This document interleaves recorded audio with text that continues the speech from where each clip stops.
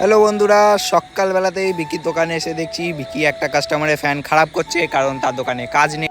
এরপর আমারও ইচ্ছা হলো কিছু খারাপ করা, তাই বিকি আমাকে ক্যাপাসিটারটা দিয়ে দিল চেক করতে।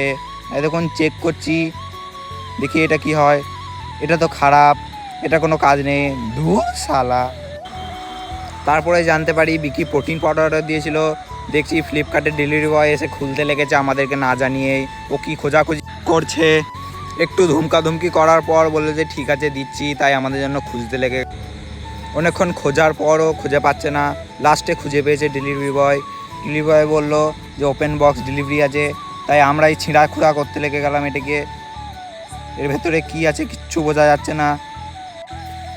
প্রথমে ভাবলাম সারপোর কোটো, কিন্তু তারপরে দেখছি লেখা আছে প্রোটিন পাউডার।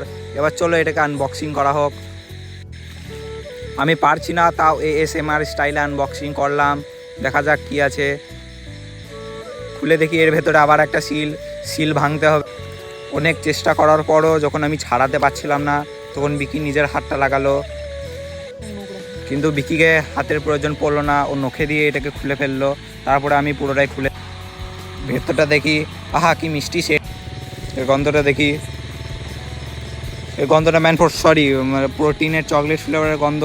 দেখতে খুব অনেক চাওয়ার পর বিকি একটু প্রসাদের মতো ঠেকিয়ে দিল। আমি খেয়ে দেখলাম, ভালোই লাগলো। এবার আমরা দুজন মিলে চলে যাচ্ছি বাড়ির দিকে। বিকি নিজের S2টা অনেক স্পিডে চালাচ্ছিল, নিজের গাড়ির ওপরে কোনো কন্ট্রোল ছিল না। আমি ভয়ে দেখো আমার মুখটা শুকিয়ে গেছে,